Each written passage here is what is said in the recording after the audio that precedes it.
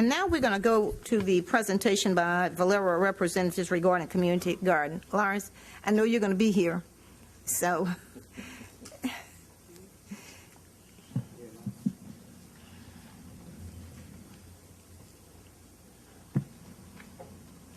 Hi, thank you all for being here. Let us, Barbara, let us have your names and, no, it's not time. This is just presentation. All right, I'm Barbara Phillips, and I'm representing Valero Port Arthur Refinery, and I live at 6273 Madison in Groves. Okay.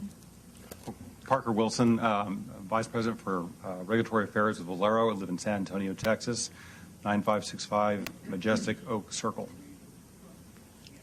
And Terry Seals with Sadison Seals at 1122 Colorado, Suite 208, Austin, Texas, 78701. Thank you. All right, and we're here today. We appreciate you letting us be here today to talk to you about a proposed supplemental environmental project, a SEP that we've been working on, and we'd like to request your consideration of dedicating a tract of land for use for that project. This project arose out of an enforcement action by the state against Valero for certain environmental violations going back several years. There is a monetary penalty that's assessed, and the Texas Commission on Environmental Quality allows a portion of that money to go into a project that would improve environmental conditions in the community. Valero's desire is for that money to go into Port Arthur, specifically the west side of Port Arthur near our facility. And so in order to do that, we opted to create a custom SEP to ensure that the monies would go to Port Arthur specifically, rather than the alternative, which would be to have that money go into the state's general revenue fund or to a pre-approved statewide SEP that would allow the monies to go to a different area in Texas rather than Port Arthur specifically. So the idea came up actually by Parker Wilson to have a project that would be a park with a community garden. This would allow for residents and nonprofit organizations to raise fresh vegetables and fruit that they may need, and for those people in the community that might need that. Without the grocery store on the west side of Port Arthur, it would be something worthwhile for our citizens to have in the area. So Parker had this idea. I'd like for him to share with you this idea and the details specifically of the project. Thank you. Mayor, council members, staff, again, Parker Wilson for the record, thank you so much for allowing us to be here today to address you. We're very excited about this project. We hope that you will be excited about this project too, and we hope that we can count on your support for it. So I guess the question is, a park and urban garden, where in the world did that come from? Why? Why that? How did you think of that? And what happened was I was working with an organization called Urban Harvest. They're out of Houston. They are a nonprofit that specializes in constructing urban gardens in communities across the state, particularly in Houston. They're very good about it. They know a lot about it. We're working with them. At the same time, we're talking to the TCEQ and trying to resolve various enforcement actions and citations going back several years. And as we started aggregating these, what we thought were going to be the proposed penalties, we realized this is a fairly sizable amount of money. We shouldn't be sending this in just to Austin. No, nothing against Austin, but it seems like it would be nice to do something that could bring some of that money into West Port Arthur, the Port Arthur community. So having put the two together, I thought, gosh, this would be great. Why don't we build a park, an urban garden, put this in West Port Arthur? This would be really beneficial for all the reasons that Barbara explained. So I called up Terry and said, Terry, I've got this great idea. I know this has never been done before at TCEQ, but let's push the envelope on this. Why don't we do a park, a community garden, all the benefits from it? And she said, wow, that's a brilliant idea. Now, that was a great day for me because I don't hear that. So this was great. I got even more excited about it. And Terry went in and started talking to TCEQ, working with them, and getting things done and getting some agreements that were just novel and unique for TCQ and their SEP program. So we're very excited about this. We've made a lot of progress.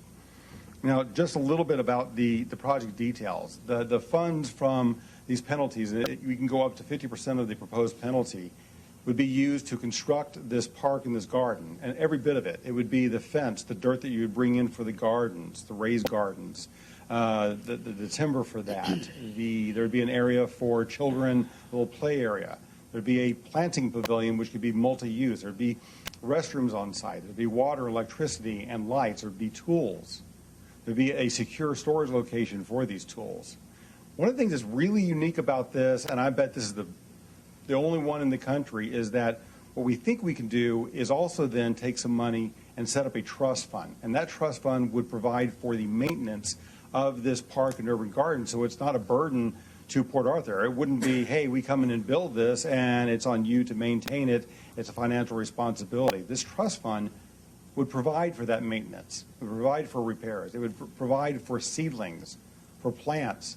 It could provide for training opportunities for people such as Urban Harvest to come in and say, here's how you grow vegetables. Here's how you do it right. And we just think that would be a phenomenal opportunity. If I can take one more minute, we put a small packet together for you. What we wanted to do was, the first page of this packet is just an overview of what I've essentially said about the project, where it came from, what it would be, and why we're interested in doing this. If you turn a couple of pages, you will get a map. It's an aerial photo of a proposed location. We looked around at a bunch of different locations. We were particularly drawn to the West Port Arthur Healthcare Clinic based on the success that we had with that as another SEP with EPA through a consent decree. And we think that was just a great thing, and sort of seeing the parallels of the health benefits of a healthcare clinic and an urban garden with fresh fruits and vegetables. We just saw the natural combination, that there were synergies there, both in terms of the concept of health, but also in the physical location of this project. If you look at this one page there, you can see the blue lines which outline the total lot. It's a half of a block, and it consists of 6 small parcels. What we discovered when we looked at this is that, it's owned by the city of Port Arthur. And Terry's going to talk a little more about this, about why the communications with TCQ and why we're here today, what we need. But we really love it. If you turn 2 more pages, it pulls out and you can see the location of this. It's a rectangle in red, and you see the relative location to a couple of churches. There's actually a lot of churches in that community, and the Westside Development Center and the healthcare clinic. We just think that the location is ideal. If you'll turn a couple more pages, we have photos of 2 different urban gardens. If you've never seen an urban garden before, this will give you an idea of what we're talking about. And the very first one, we just selected a few photographs, was Westbury Gardens, which is in southwest portion of Houston. In that very first picture, you can see their storage buildings that the local children have painted, make it blend in with the landscape, and this is where they keep all their supplies and tools. This is sort of the concept we're thinking of for a community garden. You need secure storage, but you want it to look good. If you turn the page, you'll see an example of many rows of gardens and different vegetation that participants in the gardens are involved in and growing. The next page over, you'll see what is sort of a pavilion. Again, I referenced a planning pavilion. This is a pavilion there to the left of it. You can see that there's a message board for the community that they can post messages. There's a lot you can do with that pavilion there. To the right there is a cistern, which would be a natural rainwater collection, which is a great environmental benefit. You collect that off of the roof, and you can use that to water the gardens. We just think it's a wonderful idea. We'd love to incorporate something like that. Turning a couple more pages, there's some photographs of Alabama Gardens. So this is the oldest running urban garden that we know of that Urban Harvest has done. It dates back to 1985. It's heavily embedded in the community. The neighbors love it. The residents there love it. They're very, you'll see in a few pictures just how much they love this. So that's just the outer part. Again, flip the page, you see similar rows of vegetables and other produce. Nice shade trees. Turn another one. What I like on the next picture is you can see that people are personalizing their gardens. They're putting little signs up saying, there's one here that says Danielle's garden, and this one is some brothers. And you can see how this is also integrated into the neighborhood there. You can see the houses behind there, and it's actually organic and integrated, and it just works very well. If you turn the page, you will see their sort of building, which is they have it for stores, they have it for meetings, they have it for multi-purpose things. And it's really interesting because they've really personalized this.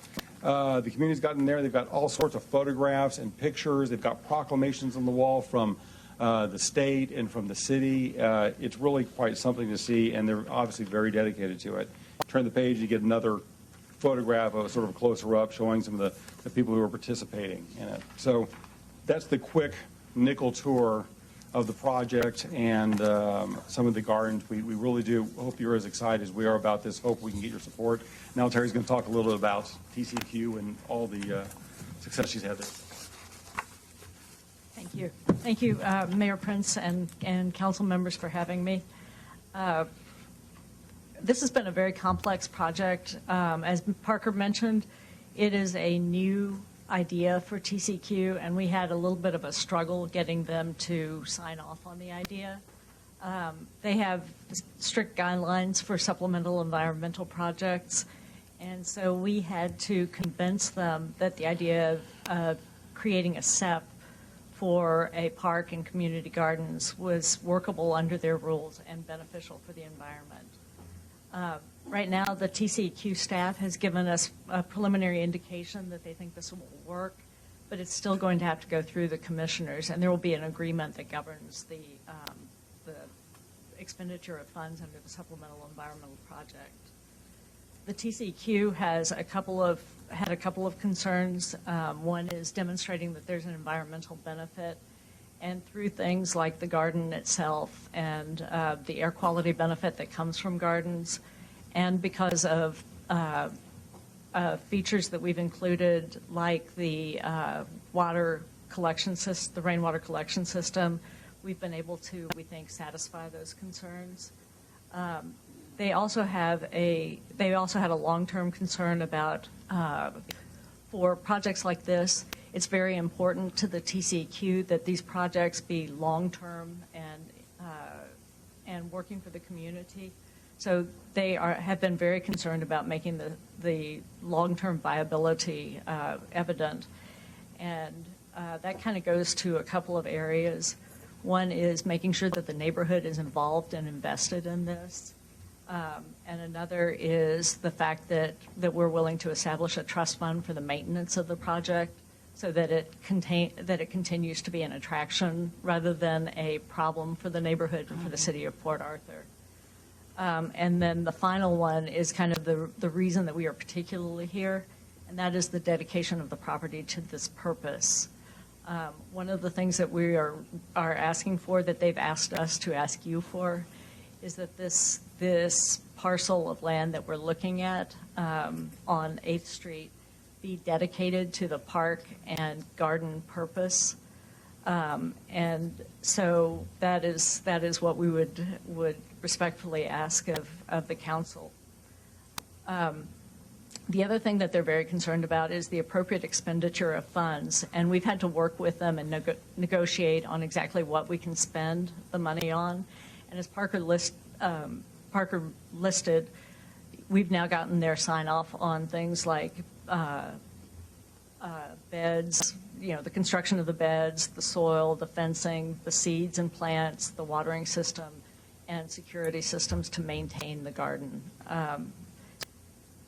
And so we've now reached the point, after all these negotiations with TCEQ, where the final hurdle to overcome before we can actually sign the documents and send this up to the commissioners is to have some sort of sign off from the city on the idea of the dedication of this land.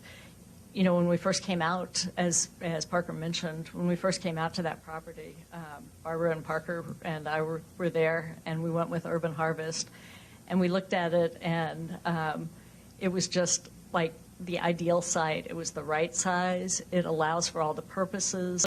It had the churches there. It had the development center there for parking, and it had houses nearby because it's very important for those houses to be close and the churches to be close and the development center to be close, so that people can keep an eye on the garden, so that it's kind of part of their life, and they're proud of it, and they're kind of paying attention to it. And so that location is really a great location for this.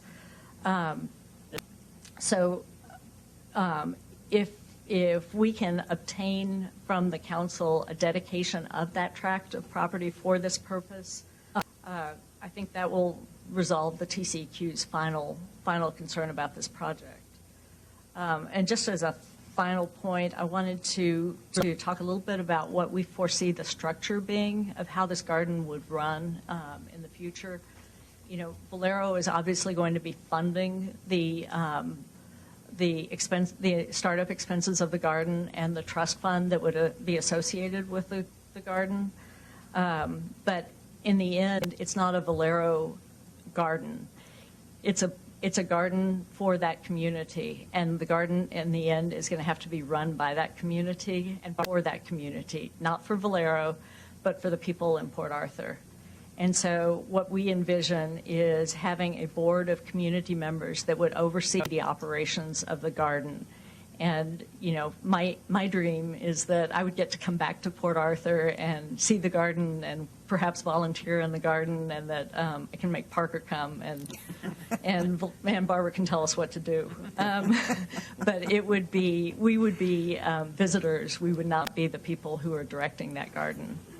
And what I would say is that the board would be bound by the conditions of the SEP in terms of how they can spend the money. They'll only be able to spend the Valero money for the purposes that Valero agrees to in the SEP, but you're kind of hearing what those boundaries would be. And I think we're here to answer any questions that you may have on the gardens or on the project. Let me just say thank you all so very much for even considering, directing those STEP funds. And I, I've seen Park in several different times, and he's always been extremely serious, and then when he talked about the garden, I mean, it was like, no offense, Parker, but like a little kid talking about a candy store. So that just showed me how much of a passion he had for establishing that garden here. So we do thank you all so much. I know that the West Side Neighborhood Association on many, many occasions has talked about a community garden, and there are other organizations also who've talked about a community garden here. And if you can recall, Barbara's been around with us for a while. The One Block at a Time program, and part of that was to establish a community gardens around the city. But that West Side Neighborhood Association has talked about it for a long time too. So they're extremely excited about having something like that come to the West Side. It certainly is going to make a big difference in the lives of so many people, So I do want to thank you all for that. Well, that's certainly our hope and dream, Mayor, that this would be good for the people in the neighborhood. It will. That they are excited. We've talked to a few people in the area, and they seem to be excited about the possibility of the project, and that's really what it's going to take is Valero can write a check, and Valero employees can appear and do, volunteer in the garden. But if the people in the surrounding area don't take it to their hearts, we're not going to do any good. And when you all talked about the property that you were looking at, you talked about 8th Street and that block, and probably shutting off 8th Street to through traffic and making a walkway from the development center and the health clinic to the community garden and parking on either side, which is a grand idea because it takes it away from the traffic on West 7th Street. You wouldn't want to put anybody in harm's way with all of that traffic, so that's an ideal. And I do remember the city manager being extremely excited too because he said he was a master gardener. I'm not mayor, but my wife is. But you didn't volunteer your wife that day. You said you were. Even better. Yeah, even better. Councilmember Lewis? Yeah, that's why I said manager's here. He had to go get a real job. Look, I had an opportunity you all called me today to visit with the three of you all, and I told you about my concerns, original concerns of this particular property here. We tried to get developers. City owns all the property on both sides. My preferred site would be across 7th Street on the south side. City owns that whole setup there, and you could accomplish the same thing. Then you all talked about safety was an issue, which I agree safety was an issue, and putting it over there. And, well, if we wouldn't have had those problems with that property, Tyler's and Claire, and you wouldn't have this opportunity. But I've had second thoughts about it, and I'm in supportive of it. But the garden it's got to be a raised garden, and I need for you all as an area. I need for you all to test the soil. We will commit to that, Councilmember. Okay, do that. And I don't know if you may need to put a barrier down, depending on what you find. Right. Test the soil. And the board members, I would appreciate it. I know you, board members. If no one, I would hate to see someone serve on this board that doesn't have an ongoing garden. And I think that is I think what we'd like to see is somebody that either that has a plot in the garden. That's what we were really hoping, Right. is that somebody who is working in that garden. One of our hopes is that, there are a number of churches in the area. Yes. And that we could entice some of those churches to take some of the plots there so that they could, with their parishioners, grow produce either for the church itself, for the members of the church, or for families who are in need that are served by that church, so that would further benefit the area in that way. Right, but that's also included if a pastor of a church that may get someone, make sure if the pastor doesn't have a garden, he can't serve. Okay. Okay. Works But for me. You got to have some. You got to have. I grew up on a farm. Everybody participated. Yeah. Okay, and that's where we made our living. Well, and I got to tell you, my mom would have to be my person on the garden because I'm not a gardener, but she is a great gardener. She's almost a master gardener. Yeah. One of the other. Now you mentioned about the rain system. I'm looking at the rain system. I'm familiar with the location. You're near the refineries. That water that collection system. What are we going to do? Are we going to run tests periodically on that water? We can certainly start. What I would suggest is that we do kind of what the TCEQ does with water systems generally, is start out by doing some tests, and if they come back clean after a period, then I don't think the garden should have to keep paying for it, because that's diverting funds from other things that they can. Well, there are simple pH tests that but we can, whoever's there can run those pH tests before they water the garden. Right. Because you don't know. Right. What goes up comes down. And Okay. one of the thoughts we've had, and that y'all might have an idea on, is working with the Ag Extension Service, because I know Jefferson County has an Ag Yes, we do. Extension agent, and that might be an appropriate place to kind of start with a suggested protocol. for Okay. that. Now we also talked about myself and Councilman Scott coming in this so way late, Yes, and I'm and sorry I for accept that. your apology for that. Okay. I haven't apologized to Okay. Councilman Scott, Okay. but I do. Because had we been involved early on, and I explained that to you all today, Right. because in the past we have been fined. The city has to pay fine. What we was able to do is convince EPA, it was train wreck then. That was when I was there. Yeah, So they got different acronyms now. We was able to present a program to TCEQ. TCEQ, okay? Used to be TNRCC. TCEQ was able to present a plan that corrected, it's an environmental fine, so we said, look, let us take this money and correct an environmental problem. That's what I wanted to do with this, had we been in on this early enough. And they agreed to the plan. I'm talking about this, we've been doing these things for years, okay? But this particular, how much money are we talking about? Make $2 million? Well, what we're talking about in terms of the SEP, it hasn't been finally determined, but what we're looking at is somewhere in the range of $1 million. About how many? About $1 million. Okay. Now, with that kind of money, had we been involved earlier, City Manager, I want you to, I suggested to you that you all from now on deal with the manager. Okay. Deal with the manager that way, okay? We hadn't talked 5 minutes, and I was talking about we could have used that money to service a bond debt or something. And expand it and correct some of the sewer problems in that area. Because when it rains, sometimes they can't flush. Because there's so many holes in the sewer line, water infiltration gets in there. So we could have used that money to do that. But unfortunately, we wasn't involved early enough. But what I'm interested in doing is, like I said, in the future, to deal with the city manager. And we hadn't talked 5 minutes before we came up with when I mentioned about sewer line. We hadn't talked 5 minutes, city manager. You know what we came up with? A third SEP. A third-party SEP. Three parties, Third-party SEP, yeah. A third-party SEP. Now listen up. With a third-party SEP, we set, and she's gonna work with you on. You set this up. We got all these refineries in this area, and your things happen. They're gonna be fine. They're gonna be future fine. Set this SEP up. Guess where the fines go? Into that SEP in the community here in Port Arthur. Had we been involved early enough, we could have caught that.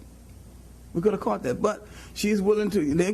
They're all willing to work with you, city manager, on that and get a SEP set up so future fines will channel into this pool, and we can take that money, city manager, and channel it toward correcting our sewage problems. Okay.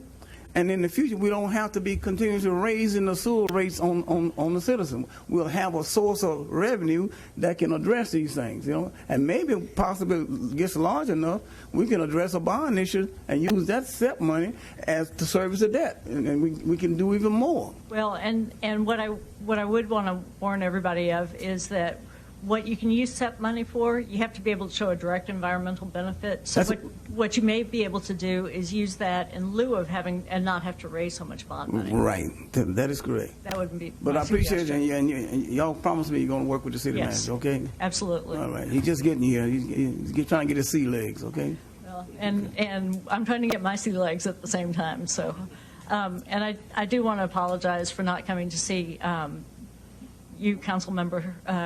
And Councilmember Scott earlier. This has been kind of a learning experience for me because I've been learning about Port Arthur and I've been learning about how to do a SEP at the same time. And so, I certainly didn't mean to slide anybody or exclude anybody, but I'm learning here with y'all. So I beg your Councilmember indulgence. Scott. Thank you, Mayor. Yeah, I accept your apology, but I have some concerns. Okay. And the concerns are the process that we take to use these funds. You all came up with the idea of this. Yes, sir. Okay. Now, is there any other projects that you all have that has been submitted by citizens or council, city No, sir. city manager? No, sir. This is a project that occurred to Valero internally, and so that's where the genesis. That's came what my concern is, and the process is working with the city manager. Okay. I mean, you should work with the city manager. And These funds are fines. Okay. Yes, sir. That should be used back into the community pertaining to what citizens want. And I really feel that you should always include the citizens, because I've heard different comments about this program because it's in my district. And I went and walked around and asked questions, and I've heard different comments from different citizens. So you really need to include the surrounding citizens that you want to put projects into. And I hope that you all will from now on work with the city manager, because you need to go through him, and then he can present this to the full council, and everybody would you show transparency. Okay. Okay. Now, I heard you all speak about at first I thought it was just a garden. Now you're saying a park.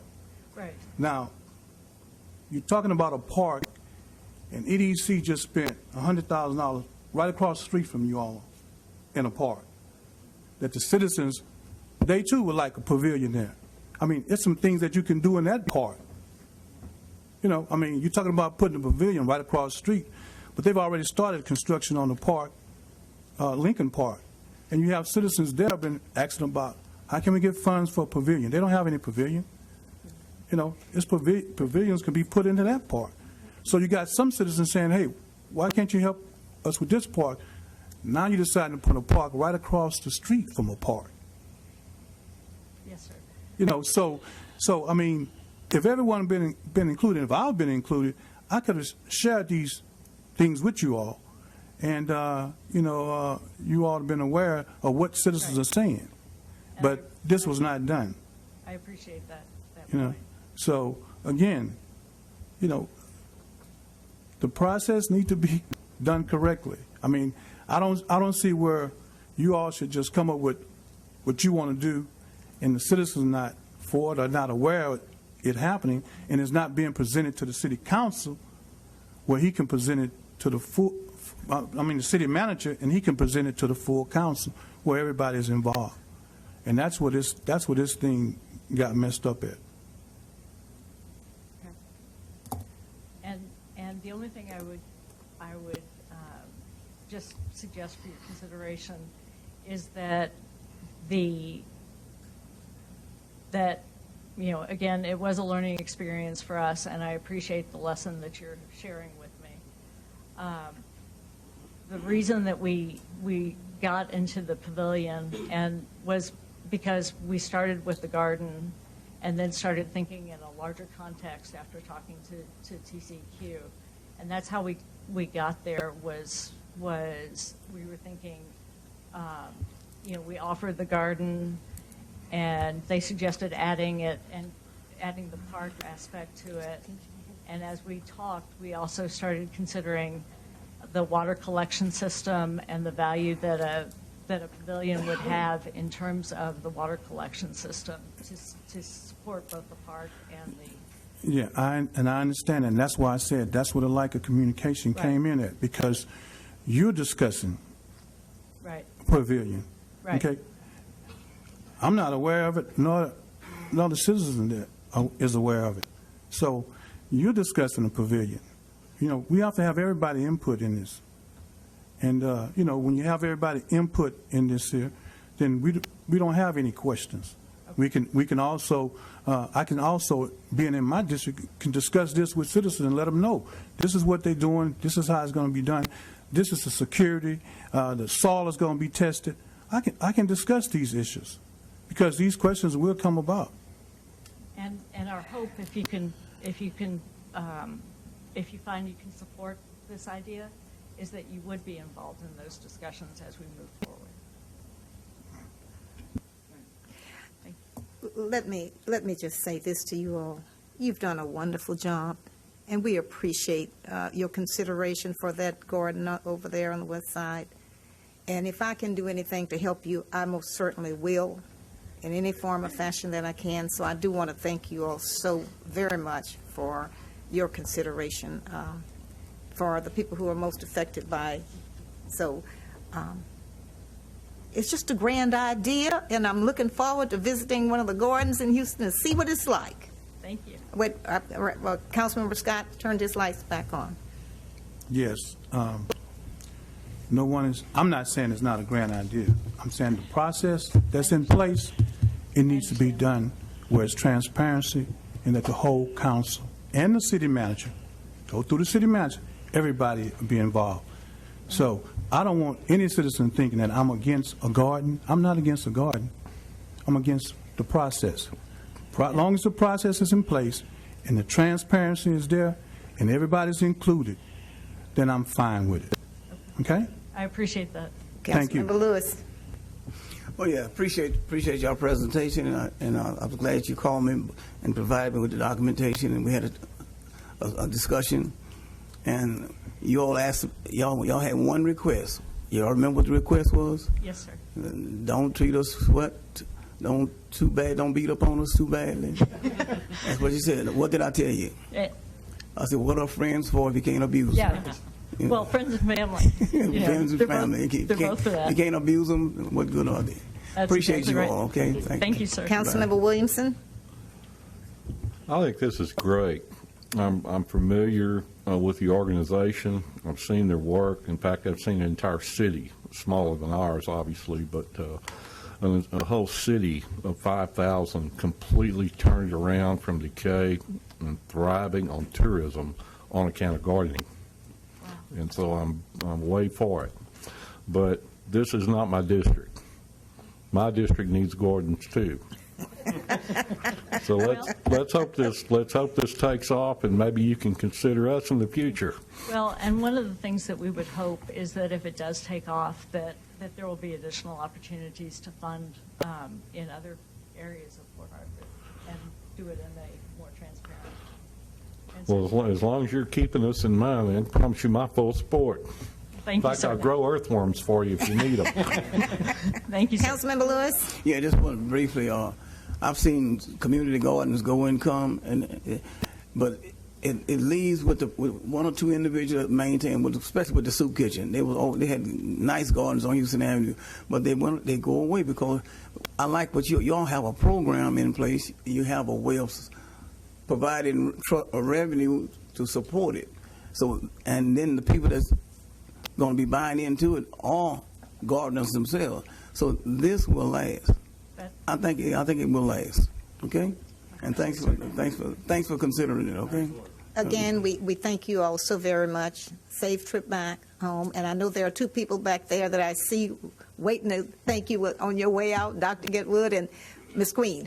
So thank you all again. Mayor, thank you, council members. Thank you. Thank you.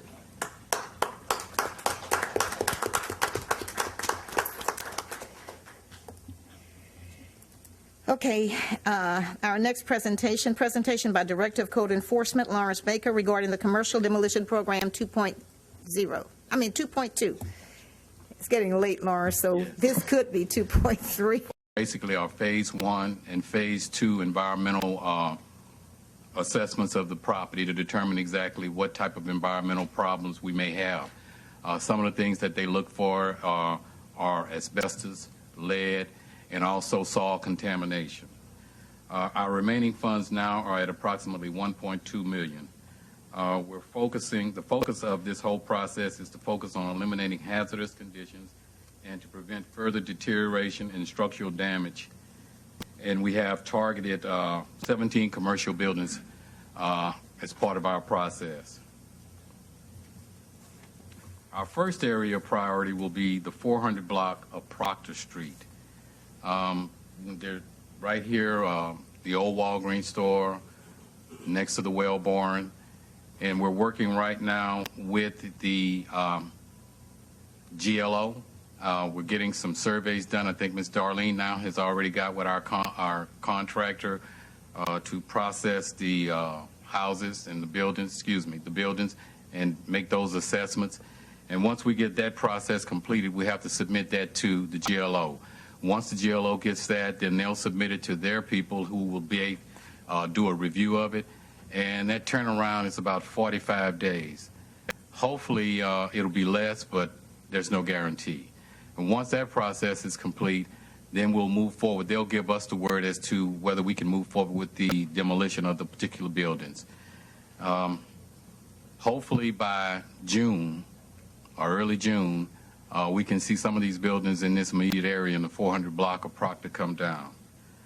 One of our biggest headaches, I should say, one of our biggest projects will be the demolition of the water treatment plant. We've had to do at least 2 environmental phases on it, a Phase 1 and a Phase 2.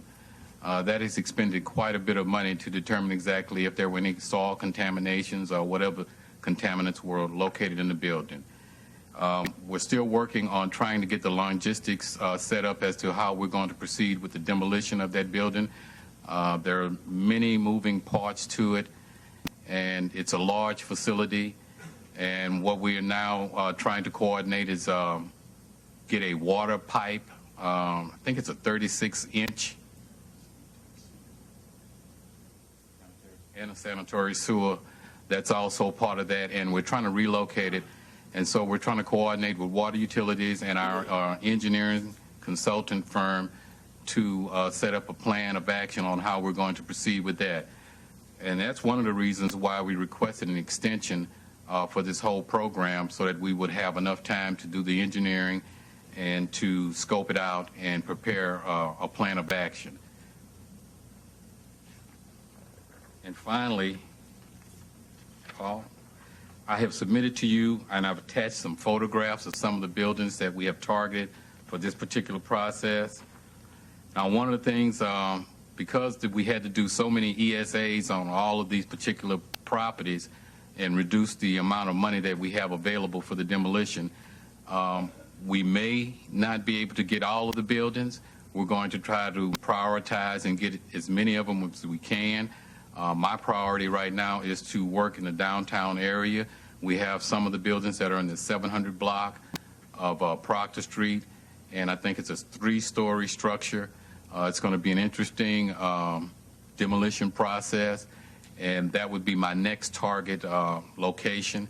So we're going to try to just proceed all the way up to Proctor and get as many buildings in this immediate area down so that we can improve the appearance. These buildings have been in this condition for quite some time, and one of the things we're trying to remove is this blight and storm damage area so that when people come to downtown, they'll see something a lot better than what they're looking at now.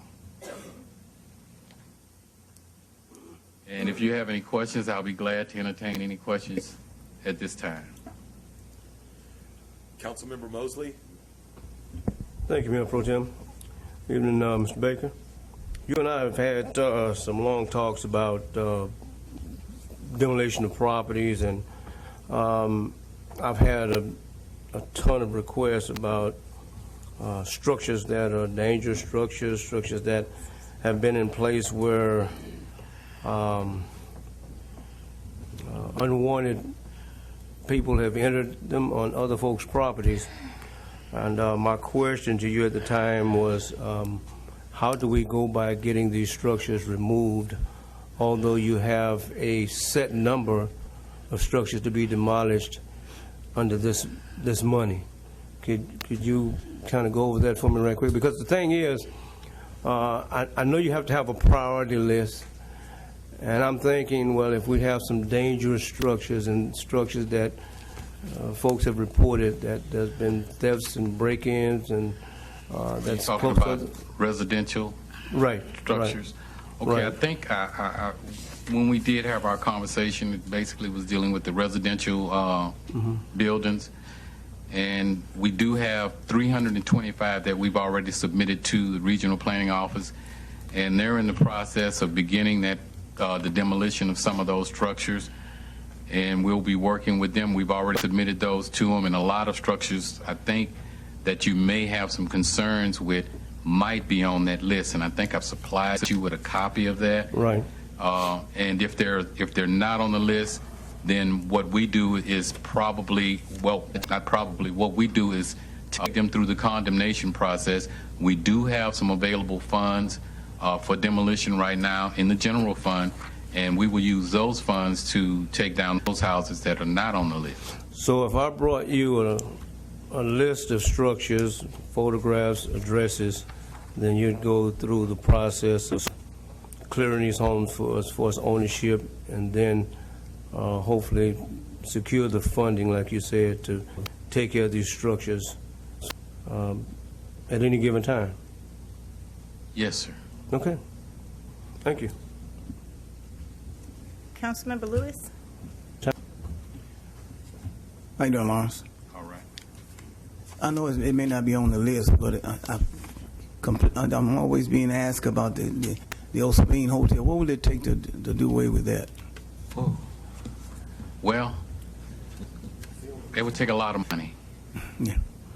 And one of the interesting aspects of that is it has to be general fund money. It can't be federal money because you have historical designation on the building. Okay. And you would have to work something out with the State Historical Preservation Society as far as mitigating and meeting certain demands that they may have of us if we choose to do that building with federal money. So the cleanest way for us to, if we want to remove it, is to come up with general fund money to finance the demolition of that building. We've had some estimates in the past, and I think it was close to $1 million, over $1 million, to remove the building because you have the abatement issues, lead, asbestos that have to be done before we can even move forward with the demolition. Okay. Your plan, when you implement your plan, and it's accepted, you're going to go into an area and get all you can get and then move to another area so you have a great impact? How you going to do that? Well, with these structures here, the target area right now is the immediate downtown. The first group of structures that we're going to be doing is in the 400 block. Okay. And we're getting assessments done on that so that we can get that information to the GLO so that they can do their review and turn it around real quick and get it back to us. Okay. After that process complete, we'll have to do assessments on the other structures that are located on Proctor. And then once that's done, we get it to the GLO. Then they do their review on it and get it back to us, and then we'll go through the bidding process. Okay. So hopefully, maybe by the end of the year, we'll see a big difference in the downtown area as far as those buildings in the 400 block, the 700 block, 2300 block of Proctor, the 3000 block of Proctor, and move forward. But one of the critical points is the funding that we have available. We're hoping that we get good bids so that we can stretch the money out and do as many as possible. Since we have had to do so many environmental assessments in phase 1 and phase 2 assessments on all of these properties, that money is coming out of that pool of money that they've designated for demolition. So it draws down the amount that we probably will have in the final outcome of having to do the demolition of these buildings. I'm hearing something different now. I thought the region was going to control the demolition themselves or provide the contract. I'm hearing you're going to we have two different programs going right now. This is just the commercial phase. Okay. Regional planning is doing the residential. Okay. All right. Okay. Thank you. Councilmember Williamson? Is this the last of our commercial grant money? Yes, that I see on the horizon at this point. Okay, so when we're done with this, then those hurricane recovery funds dedicated to demolition are expended completely? Yes, sir. Okay. On the housing side, the 325, are they on the website? I don't know. We didn't put them on the website. Could you do that? Yes, sir, we sure can. And the last thing is, don't spend all your general fund money because my district has houses and I got complaints too. Okay. Councilmember Scott? Thank you, Mayor. Mr. Baker, out of the 325 buildings, that's residents, right? Yes, sir. Something. Okay. Now, we submitted 325. Are we going to get all those torn down or what? I mean, what would stop us from? Well, I mean, the ball is in the regional planning office court now, so it's up to them to follow through and get them all done. Okay, so they have enough money to do the 325. I would hope so, sir. Okay, so that's like a done deal. But what would stop them from not tearing down a house? I could not answer that question for regional planning. You would have to ask them that question. Okay. So if that come up out of the 325 houses, say 30 of them come up and they say they're not going to tear them down, they would give you the reason why, or well, I'm sure they'd have an explanation. Give you the explanation? Yes, sir. And then you can return it back to the council why they're not. Yes, sir. Okay. Thank you. And let me thank you all. I see Darlene is sitting back there, and I think it's important that we thank you all for the work, Darlene, that you all did in preparing those 325 houses for demolition. They worked hard. They worked day and night, overtime, all kinds of times, so. I would like to concur with you, Mayor. You would. They did do a lot of work. Awesome They worked job. overtime, and Ms. Darlene put the staff together, and it was very tedious because the requirements for the submission of those 325, the packets had to be very complete and very detailed, and it took a lot of time, and they got it done. I was never so happy to be called and said, come in and sign these papers, even when I didn't want to. So I do thank you all for all of your hard work. It means an awful lot to the city and the citizens of Port Arthur. I think, we need to thank one another periodically, So thank Councilmember Williamson. You did good. You overcame significant challenges. I know. Y'all rock. Yeah. Thank you, Lawrence. Thank you, Mayor. And let me just say this, I'm okay, Mr. Baker. You know, we love Lamar Port Arthur. We love Lamar University in Beaumont. And I was just made aware that we have some students from Lamar Port Arthur or Lamar Beaumont. That's okay. You're welcome in Port Arthur. Thank you all so much for being here with us. And whatever it is that you're writing, please let it be favorable. Thank you for being here. Okay, we're going to employee recognition. We have none. Correspondence, we have a memorandum, and we have more than City Secretary. A memorandum regarding issuance of a building permit located at 3501 12th Street, City of Port Arthur, Jefferson County, Texas. That's yours. This is addressed to the city manager regarding 3501 12th Street. Permitting procedure was written on March the 27th, 2015. Plans for the project located at 3501 12th Street were submitted to our office for review on September the 26th, 2014.